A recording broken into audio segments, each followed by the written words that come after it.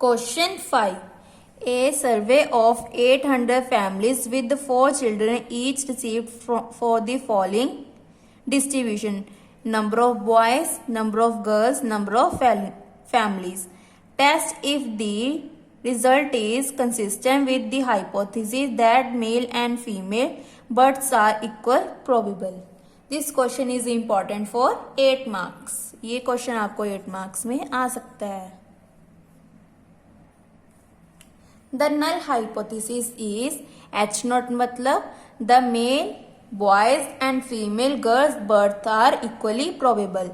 Under the null hypothesis the probability of boys या male birth P is equal to 1/2 और girls की क्या होगी Q is equal to 1/2. N हमें given है 800.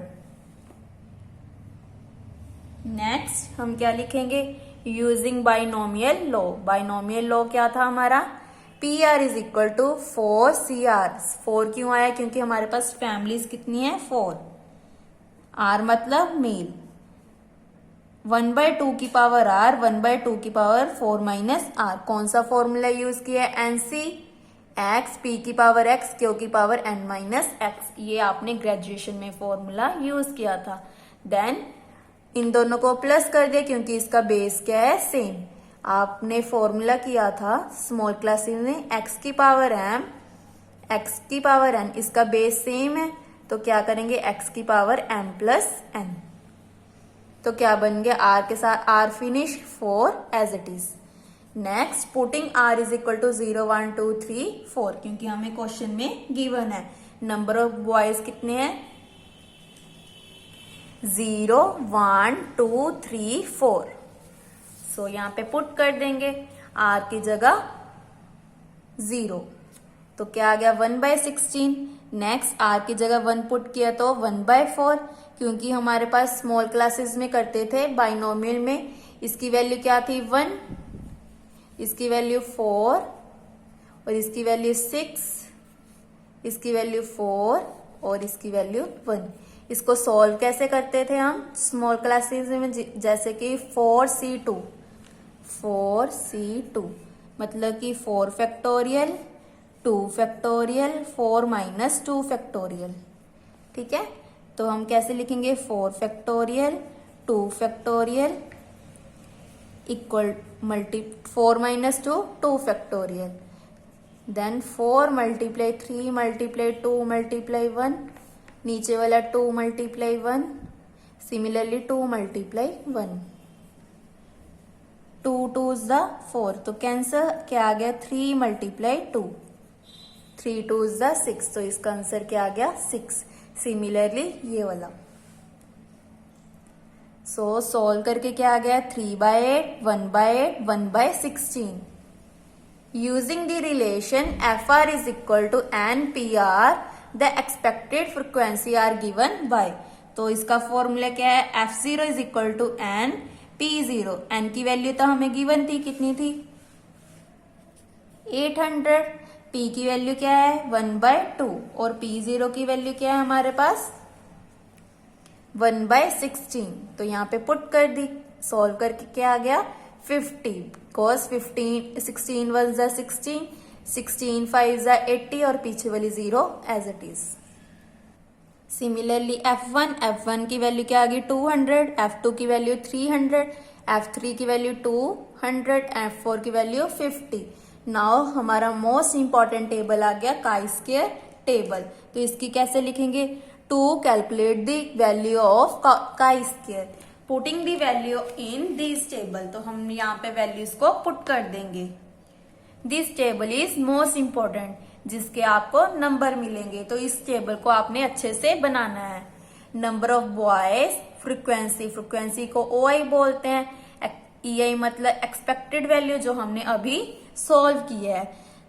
देन OI माइनस EI इन दोनों को माइनस कर दिया. देन इसका स्क्वायर कर दिया फिर EI के साथ डिवाइड कर दिया. हमेशा हमने 2 डिजिट तक लेना है. अगर आपका जैसे कैलकुलेटर में आप यूज कर रहे हो तो फॉर एग्जांपल आपका कैलकुलेटर में ये आ रहा है 6.481 तो इसका आंसर क्या आएगा फॉर एग्जाम्पल ये आ रहा है 1 आ रहा है, तो आप क्या लिखोगे 6.48। अगर आपका यहाँ पे ये आ रहा है 6.485, तो 5 की जगह क्या आ जाएगा, यहाँ पे रिप्लेस हो जाएगा, क्या आ जाएगा 6.49। तो आपने ये लिखना है। अगर यहाँ पे 5, 6, 7, 8, 9 होगा, तो आपने जो सेकंड प्लेस है इसको चेंज कर देना है। अगर आपका यहाँ पे 1, 2, 3, 4 आ रहा है तो नो चेंज, तो यहाँ पे क्या लिखेंगे, नो चेंज। नाउ इसको सॉल्व किया, इसको प्लस करके हमने यहाँ पे फॉर्मूला यूज करके क्या आ गया 19.63। नाउ अब हम डिग्री ऑफ फ्रीडम करेंगे। इसकी डिग्री ऑफ फ्रीडम कितनी है, n-1। 5 - 1 is 4। The tabulative value of chi square for degree of freedom at 0.05। यहाँ पे क्या है 5% लेवल ऑफ सिग्निफिकेंस। अगर आपको किसी क्वेश्चन में नहीं गिवन है तो हमेशा आपने 5% लेकर चलना है। अगर आपको किसी क्वेश्चन में गिवन है कि 1% में निकालनी है तो आपने 1% नहीं निकालनी है। अगर कुछ भी नहीं गिवन है तो हमेशा 5% लेकर चलनी है। नाउ इसकी वैल्यू मैंने आपको सिखाई थी कैसे देखनी है। पेज नंबर 219 में यहाँ पे n की वैल्यू क्या है 4 और ये chi स्क्वायर का टेबल है जो आपको पेपर में फोटोस्टेट मिलेगी। n की वैल्यू क्या है 4 और chi की लेवल ऑफ सिग्निफिकेंस कितना है 0.05।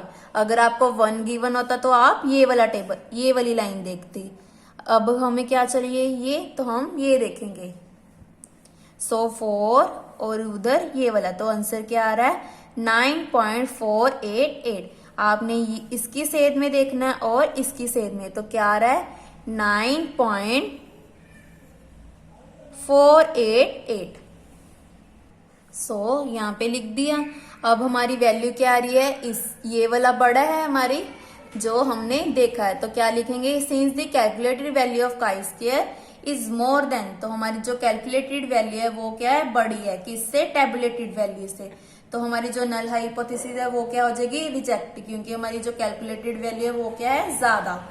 एट 5% लेवल ऑफ सिग्निफिकेंस, इसका मतलब कंक्लूजन क्या निकलेगा, नॉट में, क्योंकि हमारी जो नल हाइपोथेसिस है वो क्या होगी, रिजेक्ट होगी। Hence, we conclude that the boys and girl birth are not equally probable.